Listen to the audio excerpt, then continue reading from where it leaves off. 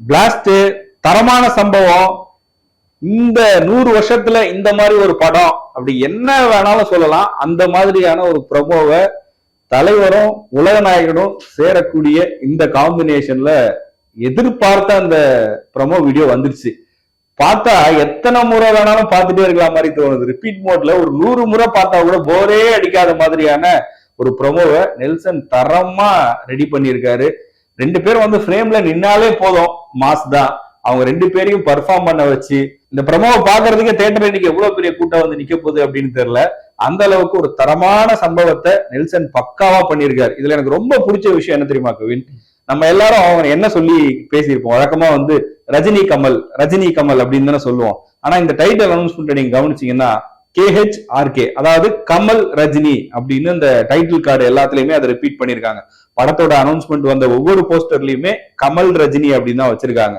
இதுதான் super star, இதுதான் ரஜினிகாந்த் நான் சொல்லுவேன். ஏன்னா இன்னைக்கு அவங்க 2 பேரும் ஒரு ஃப்ரெண்ட்ஸ் தான். ஆனா அந்த ரசிகர்களுடைய போட்டி அப்படின்றது ஒரு 50 வருஷமா 2 பேரும் எதிர் துருவங்களா தான் இருந்திருக்காங்க. 2 ரசிகர்களுக்குள்ளயும் சண்டை, போட்டி, பொறாமை எல்லாமே இருந்திருக்கு. ஆனா இந்த 50 வருஷம் 2 பேருமே யுனைடெடா ஃப்ரெண்ட்ஸா இருந்திருக்காங்க. கமல் கூட அவருடைய 50th இயர் செலிப்ரேஷன்ல சொல்லியிருப்பாரு, இதுக்கு முன்னாடி என்ன மாதிரி ரஜினி மாதிரி ஒரு ஃப்ரெண்ட்ஸ் இருந்ததே கிடையாது அப்படின்னு. இதுக்கு அப்புறம் கூட இருக்க போறது கிடையாது. அந்த மாதிரியான ஒரு ஃப்ரெண்ட்ஸ், அப்படிப்பட்ட ஒரு மாஸ் 2 பேருக்குமே இருக்கு. இந்த வயசுலயும் வந்து விக்ரம் மாதிரி ஒரு பிளாக் பஸ்டர் அவர் கொடுக்குறாரு. இன்னொரு பக்கம் ஜெயிலர் மாதிரியான ஒரு தரமான சம்பவத்தை ரஜினி பண்றாரு. இந்த மாதிரியான ஒரு பக்காவான ஒரு காம்பினேஷன் இந்திய சினிமாலேயே இப்போ இருக்கா அப்படின்னு கேட்டா இல்லைன்னு தான் சொல்லணும். இன்னும் கொஞ்சம் நம்ம தமிழ் சினிமா ரசிகர்கள் கொண்டாடுறதுக்கான விஷயமா நான் இதுல பாக்குறது என்ன அப்படின்னா, இப்ப கர்நாடகால கேட்டோம் அப்படின்னா எங்களுக்கு KGF இருக்கு அப்படின்னுவாங்க, தெலுங்குல கேட்டோம் அப்படின்னா எங்களுக்கு பாகுபலி இருக்கு அப்படின்னு சொல்லுவாங்க, ஹிந்தில கேட்டா அவங்க ஒரு 4-5 படம் சொல்லுவாங்க. தமிழ்ல நமக்கு ஒரு 1000 கோடி படம் பேர் சொல்லிக்கிற மாதிரி எதுவுமே இல்லையே, எப்ப வரப்போகுது அப்படின்னு எல்லாரும் எதிர்பார்த்துட்டு இருந்தாங்க. இந்த ப்ரமோவை பார்த்தவொடனே சொல்லிடலாம், 1000 கோடி படம் கன்ஃபார்ம். நமக்கு ரஜினி கமல் தலைவர் உலகநாயகன் 2 பேரும் சேர்ந்து கொடுக்க போற இந்த ட்ரீட் அப்படின்றது இந்த ஜெனரேஷன் பார்க்காத ஒரு செலிப்ரேஷனா இருக்க போகுது. 80ஸ்ல இருந்து 90ஸ்ல இருந்து 70ஸ்ல இருந்து 2K, ஜென்சி, ஜென் ஆல்பா என்னென்ன இருக்கோ அத்தனை ஜெனரேஷனுக்கும் ஒரு பெரிய செலிப்ரேஷனா இந்த படம் இருக்க போகுதுன்றதை இந்த ப்ரமோவை பார்க்கும் போதே நல்லாவே தெரியுது. உங்களுக்கு என்னென்ன விஷயம் எல்லாம் பிடிச்சிருக்கு சொல்லுங்க. சிறப்பான தரமான சம்பவத்தை இனிமேதான் நீங்க பார்க்க போறீங்க. ரஜினியும் கமலும் சேர்ந்து ஒரு படம் பண்ண போறாங்க. அந்த படத்தோட அனௌன்ஸ்மெண்ட் இப்ப நீங்க பாத்திருப்பீங்க. இந்த படத்துக்கு இசையமைப்பாளர் யாருன்னா அனிருத் தான் இசை பண்ண போறாரு. சும்மாவே ரஜினிக்காக அனிருத் வந்து இசையை வந்து பறக்க விடுவாரு, தெரிக்க விடுவாரு. இப்போ அதுல கமன் கூட பண்ணிருக்காரு, அலப்பற கிளப்புறோம் அப்படின்னு சொல்லிட்டு. எந்த மாதிரியான அலப்பறையை கிளப்ப போறாருன்னு தெரியல. தியேட்டர்ல அனிருத் மியூசிக்னாவே சும்மா ஒரே வைபா தான் இருக்கும். குறிப்பா ஜென்சி கிட்ஸ்லாம் போட்டு தாக்கு அப்படின்னு தான் சொல்லி வைபா இருந்துட்டு இருப்பாங்க. இப்ப வந்து ரஜினியும் கமலும் சேர்ந்ததுனால அனிருத் வந்து தன்னோட இசையை வந்து மேலும் மெருகேத்துவாரு. அது மட்டும் இல்லாம நெல்சன் தான் இந்த படத்துக்கு வந்து டைரக்டரா இருக்காரு. நெல்சன் அப்படின்னு சொன்னாவே அவரு வந்து கொஞ்சம் ஆக்ஷன் படம் இருப்பாரு. ஆக்ஷன் படம் எடுத்தாலும் அதுல கொஞ்சம் காமெடி இருக்கும். அதனாலதான் இந்த கதையை வந்து ஓகே பண்ணிருக்கிறதா தகவலும் வந்து வந்திருக்கு. கண்டிப்பா நீங்க சொன்ன மாதிரி படத்துல வந்து ஆக்ஷன் மட்டும் இருக்கு அப்படின்னு வைங்களேன், அது வேற ரகம்.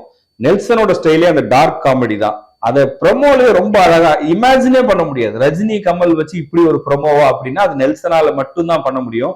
இன்னும் சொல்ல போனா KS ரவிக்குமாருக்கு கிடைக்காத வாய்ப்பு, சங்கருக்கு கிடைக்காத வாய்ப்பு, மணிரத்னத்துக்கு கிடைக்காத வாய்ப்பு நெல்சனுக்கு கிடைச்சிருக்கு. ஏன்னா இந்த ஜெனரேஷன் பார்த்து ரசிச்சு கொண்டாடிட்டு இருக்கிற 2 மிகப்பெரிய ஸ்டார்ஸை ஒன்னா கொண்டு வந்து இந்த ப்ரொமோ ஷூட் பண்றதை என்ன கேட்டீங்கன்னா ஒரு 5 சங்கர் படம் ஷூட் பண்றதுக்கு சமம்னு சொல்லலாம். அந்த மாதிரியான ஒரு ப்ரொமோ இது. அதுல அவ்வளவு அழகா 2 ஸ்டார்ஸை கொண்டு வந்துட்டோம்னு சொல்லி ரொம்ப ஃபார்மலா பண்ணாம போர் அடிச்சிடாம இப்ப இருக்கிற ஜெனரேஷனுக்கு இந்த படம் பிடிக்கணும். இவங்க 2 பேரும் கோடிக்கணக்கான ரசிகர்களை பல ஆண்டுகளா கட்டி போட்டு வச்சிருக்கிறாங்க, அவங்களுக்கும் தீனி போடுற மாதிரி இருக்கணும்னு சொல்லிட்டு பக்காவா செதுக்கி இருக்காரு. நீங்க சொன்ன மாதிரி அனிருத்தோட BGM கேட்கும் போது நமக்கு அப்படியே இப்பவே மைண்ட்ல ஓடிக்கிட்டே இருக்கு. இதுல இருந்து வெளியே வர்றதுக்கு 2-3 நாள் ஆகும் போல இருக்கு. அந்த மாதிரியான BGM இருக்கு. அதுவும் தலைவர் சூப்பர் ஸ்டாரோட ஸ்டைல கூட அப்படி அசால்ட்டா ஒரே ஃப்ரேம்ல இதுல தலைவரிசமும் இருக்குன்றத நெல்சன் காமிச்சிட்டு போயிட்டாரு. அந்த கீச்சைனை தூக்கி அப்படி போடுறதும் கமல் அந்த ஸ்டைலா வாங்குறதும் அட்டகாசமா இருக்கு அப்படின்னு தான் சொல்லணும். இதுக்கப்புறம் இந்த மாதிரி ஒரு படம் இதுக்கு முன்னாடி வந்தது இல்ல, இதுக்கப்புறம் வருமா அப்படின்றது எனக்கு ஒரு பெரிய கேள்வியா இருக்கு. இந்த ரீயூனியன் எல்லாம் சொல்லுவாங்கல்ல, எத்தனையோ ரீயூனியன் படங்கள்லாம் நம்ம பார்த்துட்டோம். அந்த வார்த்தைக்கு கரெக்டான எக்ஸாம்பிள் அப்படின்னா இந்த படம் தான். ஒரு 47 வருஷம் கழிச்சு ரீயூனியன் யோசிச்சு பாருங்க. நம்ம எல்லாம் பிறந்தே இல்லை அதுக்கு முன்னாடி. அவங்கள நம்ம பிறந்ததுல இருந்தே ஸ்டார்ஸா தான் பார்த்துட்டு இருக்கோம். அந்த 2 பேருடைய படங்களும் தனித்தனியா வந்தாலே தியேட்டர்லாம் இன்னைக்கும் அலப்பற கிளப்பிட்டு தான் இருக்கு. 2 பேரும் சேர்ந்து ஒரு படம் அப்படின்னா அந்த first day first show FDFS எப்படி இருக்க போகுது அப்படின்னு நினைச்சு பார்த்தாலே என்னால அதை இமேஜின் பண்ணி பார்க்கவே முடியல. கற்பனைக்கு எட்டாத அளவுக்கு ஒரு மிகப்பெரிய ஓப்பனிங்கா அந்த படம் இருக்க போகுது அப்படிங்கிறதுல எந்த ஒரு சந்தேகமும் இல்லை. கண்டிப்பா எனக்கு தெரியும் தியேட்டர் ஃபர்ஸ்ட் டே ஃபர்ஸ்ட் சும்மா கிளி தான். இப்ப ப்ரோமோல பாத்தீங்களா, முதல்ல நெல்சன் வந்திருப்பாரு, அதுக்கப்புறம் அனிருத் வந்திருப்பாரு. நெல்சன் என்ன கேட்பாருன்னா, முதல்ல எந்த ரூமுக்கு போலாம் அப்படின்னு கேட்பாரு. 2 ரூம் இருக்கும், முதல்ல எந்த ரூமுக்கு போலாம் அப்படின்னு கேட்பாரு. அதுக்கப்புறம் அனிருத் ஒரு இசை சொல்லிட்டு அவர் பாட்டுக்கு போயிருவாரு. நெல்சன் முதல்ல கமலஹாசன் ரூமுக்கு போயிருப்பாரு. அவர் இந்த கோட்டு தான் போட போறீங்களா அப்படின்னு கேட்பாரு. கமலஹாசன் 2 ரஜினி இதுதான் போட போறாரா அப்படின்னு கேட்பாரு. இவருன்ட்டு ஆமா இதுதான் போட போறான்னு சொன்ன உடனே அப்ப இது வேணா அது. அதே மாதிரி அடுத்தது பெல்ட் கேட்பாரு. பெல்ட்ல 2 பெல்ட் இருக்கும். ஒரு பெல்ட் இந்த பெல்ட் தான் போட போறாரா அப்படின்னு கேட்பாரு. இல்ல இது போடல அவரு, அது போட, அப்ப நான் இது போட்டுக்கிறேன் அப்படின்னு சொல்ல. அதே மாதிரி கூலிங் கிளாஸும் இப்படி மாத்தி ட்விஸ்ட் வச்சிருப்பாரு. அதுல கடைசியா அந்த கார்ல ஏறி உட்காருவாங்க. ஒரு மெக்கானிக் செட்ல தான் அந்த சூட் நடந்திருக்கும். இதுல இந்த படத்தை லுக்கிங் எல்லாம் பாக்குறப்ப எப்படி இருக்குன்னா, ஒரு 80s வந்த ஒரு வில்லன் அந்த மாதிரி ரெட்ரோ லுக்ல இருக்கும். கார்ல ஏறி உட்கார்ந்த உடனே கமல் கேட்பாரு, அதெல்லாம் விடுங்க, யாரு ஹீரோ அத சொல்லுங்க அப்படின்னு கேட்பாரு. உடனே 2 பேருமே யோசிப்பாங்க. உடனே ரஜினியும் கேட்பாரு, அதான் கேட்கிறாருல சொல்லுங்க அப்படிம்பாரு. அதுக்கு ரெண்டு பேருமே யோசிப்பாங்க. அப்படியே ப்ரோமோ முடிச்சிருப்பாங்க. அதுதான் அந்த படத்துடைய ட்விஸ்டே நான் நினைக்கிறேன். ஏன்னா 2 பேரும் பெரிய ஹீரோஸ். ஒரு கதை எல்லாருக்கிட்டையும் கேட்பாங்கல்ல, நீங்க இதுக்கு முன்னாடி எந்த ஹீரோ படம் பண்ணிட்டு வந்தாலும், இல்ல எந்த டைரக்டர் ஒரு பெரிய ஹீரோட படம் பண்ணிட்டு வந்தாலும், எப்ப சார் ரஜினியோட படம் போறீங்க, கமலோட பண்ண போறீங்க, இல்ல 2 பேரையும் சேர்த்து வச்சு ஒரு படம். ரஜினி டீமே பல முறை இந்த கேள்வி கேட்கப்பட்டிருக்கு, கமல் டீமே கேட்கப்பட்டிருக்கு. எல்லாருமே சொல்றது என்னன்னா, நாங்க ரெடி தான், அதுக்கான கதை அமையணும்ல அப்படின்னு சொல்லி முடிப்பாங்க. பட் அந்த சூழ்நிலை வந்துருச்சு. யோசிச்சு பார்த்தாலே யார் இதுல ஹீரோவா இருக்க போறது, யார் வில்லனா இருக்க போறது, இல்ல 2 பேரும் டூயல் ஹீரோவா பண்றாங்களா, இந்த கதைக்கு இந்த ஹீரோக்கு இதை தாண்டி நீங்க என்னென்ன கேரக்டர்ஸ் எது போட்டாலும் அந்த தியேட்டர்ல நீங்க படம் பார்க்கும்போது இதுல 100 பேர் நடிச்சிருக்கட்டுமே, நீங்க கமல் ரஜினியை தாண்டி வேற யாரையும் பார்க்கவே மாட்டீங்க. ஏன்னா அதை தாண்டி அங்க ஒருத்தர் அவங்களை அவுட் பர்ஃபார்ம் பண்றதுக்கான ஸ்கோப்போ வாய்ப்போ இருக்கவே இருக்காது. தனியா ஒரு ஸ்கிரீன்ல நம்ம சூப்பர் ஸ்டாரை பாக்குறோம் அப்படின்னாலே அங்க பர்ஃபார்ம் பண்ற மத்த யாரையுமே நம்ம மறந்துடுவோம். அது மாதிரிதான் கமலும். 2 பேரையும் சேர்த்து ஒரு ஃப்ரேம்ல வர போறாங்க. 2 பேரோட ஃபேஸ் ஆஃபும் ஒரு சீன்ல இருக்க போகுது.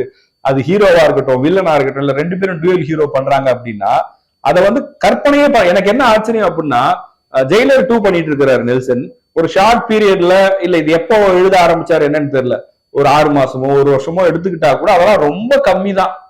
எப்படி ஒரு கதையை எழுதியிருப்பாரு, 2 பேரையும் எப்படி கன்வின்ஸ் பண்ணிருப்பாரு. ஏன்னா அவங்களுக்கு அவசியம் இல்லைல்ல, இப்படி ஒரு படம் பண்ணிதான் அவங்களை ப்ரூவ் பண்ணணும் அப்படின்ற ஒரு எதிர்பார்ப்போ அவசியமோ எதுவுமே கிடையாது. ஆனா 2 பேரும் வந்திருக்காங்க. 2 பேருக்குமே ஈகோ இல்லைன்றது நல்லா தெரியும். ஆனாலும் கமர்ஷியலா படம் பண்ணும்போது அது சக்சஸ்ஃபுல்லா இருக்கணும். 2 பேருமே இன்னைக்கு அவங்களுடைய கெரியருடைய உச்சத்துல இருக்கக்கூடியவர்கள். உச்சம்னா இப்ப கிடையாது, பல வருஷமா அவங்க உச்சத்துலதான் இருக்காங்க. அப்படி இருக்கும்போது எந்த இடத்துல கன்வின்ஸ் பண்ணிருப்பாரு எனக்கு ஒரு பெரிய ஆச்சரியமா இருக்கு. 2 பேருக்குமான ஸ்கோப் இருக்கணும். ஒரு 2.5 மணி நேரம் 3 மணி நேரம் படத்துல ஒவ்வொருத்தருக்குமான மாசு, எலிவேஷன், சாங்ஸ், காமெடின்னு சொல்லி அதை கிளைமேக்ஸ் வரையும் கொண்டு வர்றது அவ்வளவு சாதாரண விஷயம் கிடையாது. அது ரைட்டிங்ல எவ்வளவு மெனக்கடல் இருக்கும். இப்ப அனிருத் எடுத்துக்கிட்டோம்னா லாஸ்ட் ஒரு 5-6 இயர்ஸாவே தொடர்ந்து இந்த மாதிரி மாஸ் ஹீரோஸோட மட்டும் தான் படம் பண்ணிட்டு இருக்காரு. இன்னைக்கு ரஜினி, கமல், விஜய், அஜித்னு இருக்கிற எல்லா ஸ்டார்ஸோடய ஒர்க் பண்ணக்கூடிய ஒரு டெக்னீஷியன் அது அனிருத் மட்டும்தான். வேற யாருமே ரஜினி படத்துல இருக்கவங்க கமல் படத்துல பார்க்க முடியாது, இல்ல விஜய் படத்துல இருக்கவங்க அஜித் படத்துல பார்க்க முடியாது. பட் எல்லாருக்கும் தேவைப்படுற ஒருத்தரா அனிருத் இருக்காரு. ஏன்னா அந்த அளவுக்கு அவருடைய மியூசிக் படத்தை எலிவேட் பண்ணி கொடுக்குது. இந்த படத்துடைய மியூசிக்கும் கூட நம்ம பார்க்கும்போது அந்த ஃபீல் நமக்கு கிடைச்சிருச்சு. அதுல தன்னுடைய வேலையை ரொம்ப சிறப்பா பண்ணக்கூடிய ஒருத்தர் அப்படின்னா அனிருத். அதுல எந்த ஒரு டவுட்டுமே இருக்க முடியாது. இந்த படத்துடைய ட்விஸ்ட் இந்த ஹீரோ யாருங்கிறது தான். அதை தாண்டி இதுல அடுத்தடுத்து யார் யாரால கொண்டு வர போறாங்க. படத்தோட டைட்டில் என்னவா இருக்க போகுது, அந்த காரோட நம்பர் பாத்தீங்கன்னா 777 போட்டிருக்காங்க. ஒருவேளை டைட்டிலே அதுவாதான் இருக்க போதான்ற கேள்வியாவும் இருக்கு. அண்ட் இன்னொன்னு என்ன தெரியுமா, கமல் சொன்னதையே கமல் மீறிட்டாரு. உலகநாயகன் என்ன கூப்பிடாதீங்கன்னு சொன்னார்ல. ஆனா இந்த படத்தோட அனௌன்ஸ்மெண்ட் வீடியோல பாத்தீங்கன்னா உலகநாயகன் கமலஹாசன் அப்படிங்கிற டேகோட தான் வருது. பட் நான் எப்படி புரிஞ்சுக்கிறேன்னா, ஒரு பக்கம் சூப்பர் ஸ்டார் ரஜினிகாந்த்னு போடும்போது இன்னொரு பக்கம் வெறும் கமலஹாசன் போடுறது அது நல்லா இருக்குமா? அவருக்கு எல்லாருக்கும் பிடிக்கும். அவர் வேணா பெருந்தன்மையா வேணான்னு சொல்லலாம். நாங்க அவர் உலகநாயகனா தான் பாக்குறோம் அப்படின்றத எஸ்டாப்ளிஷ் பண்ணக்கூடிய வகையில் அதை கொடுத்துருக்காங்க. இன்னொரு விஷயமும் நான் பார்த்தேன். இந்த படம் சைன் ஆகி கமிட் ஆனதுமே ரஜினிகாந்த் சூப்பர் ஸ்டார் சொன்ன ஒரு விஷயம் என்னன்னா, ரஜினி கமல் வரக்கூடாது, கமல் ரஜினின்னு தான் வரணும்னு அவரே சொன்னதா சொல்றாங்க. ஏன்னா அவர் வந்து இண்டஸ்ட்ரியில எப்பவுமே அவர் சொல்லுவார் என்னுடைய கலையுலக அண்ணா கமலஹாசன் அப்படின்னு. இன்னைக்கு ரஜினிகாந்த் இருக்கக்கூடிய உயரத்துக்கு அவர் அப்படி பேசணும்னு அவசியமே கிடையாது. ஆனா அதுதான் ரஜினி. அவர் வந்து எப்பவுமே கமல் தான் ஃபர்ஸ்ட், கமலுக்கு அடுத்து தான் நானு அப்படிங்கிற விஷயத்த த்ரூ அவுட் த கெரியர் சொல்லியிருக்காரு. சும்மா பேருக்காக இன்னைக்கு சொல்லணும், அதை சொன்னா நம்மள பெருமையா நினைப்பாங்க அப்படிலாம் கிடையாது. From the day one Rajini அப்படிதான் இருந்திருக்காரு, இன்னைக்கும் அப்படிதான் இருக்காரு. அதனாலதான் இப்படி ஒரு படம் அமைஞ்சிருக்கு. சொல்ல போனா மத்த ஸ்டார்ஸ்க்கு எல்லாம் அவங்க ஒரு சேலஞ்சே விட்டுருக்காங்க. விஜய் அஜித் சேர்ந்து இப்படி ஒரு படம் பண்ற முடியுமா? பண்ணுவாங்களா? ஏன் ஒரு சிம்பு தனுஷ் பண்ணுவாங்களா?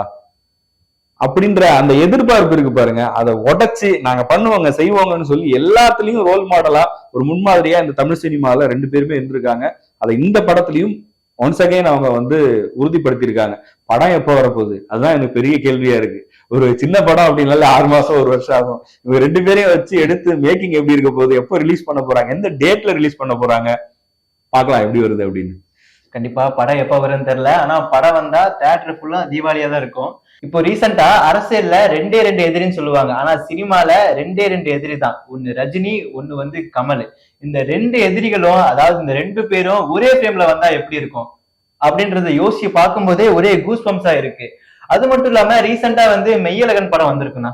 மெய்யழகன் படம் வந்திருக்கும். அந்த படம் ரிலீஸ் ஆனதுக்கு அப்புறம் இன்ஸ்டால வந்து என்ன பண்ணுவாங்கன்னா, ரஜினியும் கமலும் சேர்ந்து நடிச்சா ஏஐ வச்சு சேர்ந்து நடிச்சிருந்தா எப்படி இருக்குன்னு சொல்லிட்டு ரீல்ஸ் போடுவாங்க. அந்த ரீல்லாம் சும்மாவே 1 மில்லியன் 2 மில்லியன் 3 மில்லியன் வரிசையா போயிட்டே இருந்துச்சு. சரி வியூஸ் போயிட்டு இருந்துச்சு. கமெண்ட் போய் பார்த்தா இந்த காம்போ எப்ப நடக்கும், இந்த காம்போ வந்து நடந்தா நல்லா இருக்கும் அப்படின்னு நிறைய பேர் கமெண்ட்ல வந்து தங்களுடைய ஆதங்கத்தை கொட்டிட்டு இருந்தாங்க. இப்போ அந்த ஆதங்கம் வந்து இப்போ வந்து நிஜமாகும் போது அப்படின்னு நினைக்கும் போது நிஜமாவே உடம்பு ஃபுல்லா கூஸ் பம்ப்ஸா இருக்கு. அதுக்கப்புறம் நீங்க ஜெயிலர் படம் பார்த்திருப்பீங்க. அதுல சும்மா ரஜினி நடந்து வருவாரு, அதுக்கு அனிருத் வந்து பிஜிஎம் வந்து தெரிக்க விட்டுருப்பாரு. அதை பார்க்கும்போதே ஐயோ ரஜினி வராரு, ஐயோ மாசா இருக்கு அப்படி இப்படின்னு சொல்லியிருப்போம்.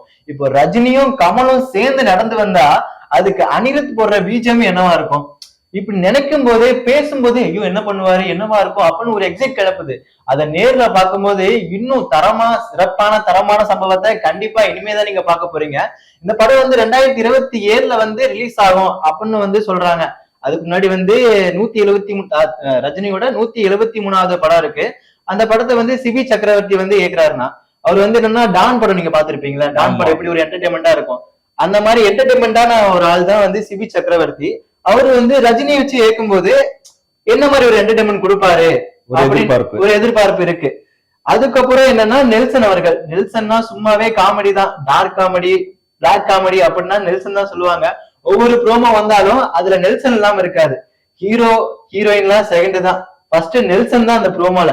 அவர் வருவாரு, ப்ரோமோ வந்து கொடுப்பாரு, உடனே அனிருத் வருவாரு. இதுக்கு முன்னாடி வந்து சிவகார்த்தியெல்லாம் வந்திருப்பாரு ஒரு சில படத்துல.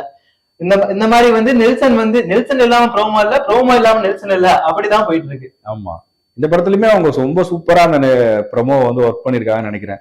இதுக்கான ஷூட்டிங்கே 2-3 டேஸ் போயிருக்கும் போல இருக்கு. அந்த அளவுக்கு ஃப்ரேம் பை ஃப்ரேம். எனக்கு என்ன தோணுச்சு தெரியுமா கவின், அந்த மியூட்ல பார்த்தேன் நான். முதல்ல வந்து ஆடியோ எல்லாம் வச்சு கேட்டுட்டு ஒரு இதுவரையும் நான் ஒரு 10 தடவை பாத்துறேன்னு வைங்களேன் இந்த வீடியோக்கு முன்னாடி. அதுல ஒரு முறை வந்து மியூட்ல போட்டு பார்த்தேன். நம்ம மனசே அதுக்கு ஒரு பிஜிஎம் போட்டுது. 2 பேரும் நடந்து வந்தா நம்ம இமேஜினேஷன்ல அதுக்கு ஒரு பிஜிஎம் போட்டு கற்பனை பண்ணி எப்படி பார்த்தாலும் எந்த ஆங்கிள் பார்த்தாலும் மாசாதான் இருக்கு, எப்படி பார்த்தாலும் மாசாதான் இருக்கு, மியூட் பண்ணிட்டு பார்த்தாலும் மாசாதான் இருக்குன்னு சொல்லக்கூடிய அளவுக்கு ஒரு 100% பக்காவான கமர்ஷியலான மாசான வேற என்னென்ன இருக்கோ அத்தனையுமே போட்டுக்கலாம். அப்படி ஒரு படத்தை நெல்சன் பக்காவா ரெடி பண்ணி வச்சிருக்க.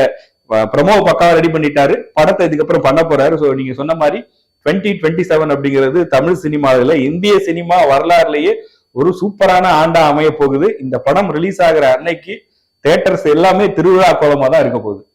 கண்டிப்பா நீங்க வந்து ரஜினி கமல் ரசிகர்னா உங்களுக்கு வந்து 2027 வரைக்கும் ஒரே தீபாவளி தான்.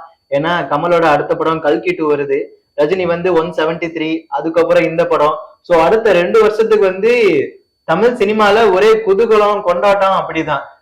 சும்மாவே சொன்னா ரஜினி படம் அப்படின்னா கலெக்ஷன் நல்லும், கமல் படம் அப்படின்னா கலெக்ஷன் நல்லும். இந்த 2 படமும் சேர்ந்து, இந்த 2 பேரும் சேர்ந்து ஒரு படத்துல வந்து நடிச்சிருக்காங்க. அந்த படம் வந்து தியேட்டர்ல ரிலீஸ் ஆச்சுன்னா கண்டிப்பா அந்த படம் 1000 கோடி அடிக்குன்னு சொல்லலாம். நீங்க சூப்பர் ஸ்டார் ஃபேனா இருந்தாலும் சரி, உலகநாயகன் ஃபேனா இருந்தாலும் சரி, இந்த ப்ரமோவை பார்த்ததுக்கு அப்புறம் எங்களை மாதிரி நீங்களும் நிறைய சந்தோஷப்பட்டிருப்பீங்க. வார்த்தைகளே இருக்காது உங்களுக்கு பேசுறதுக்கு. அப்படியெல்லாம் வார்த்தைகள் இருந்துச்சுன்னா அதை கமெண்ட் செக்ஷன்ல சொல்லுங்க.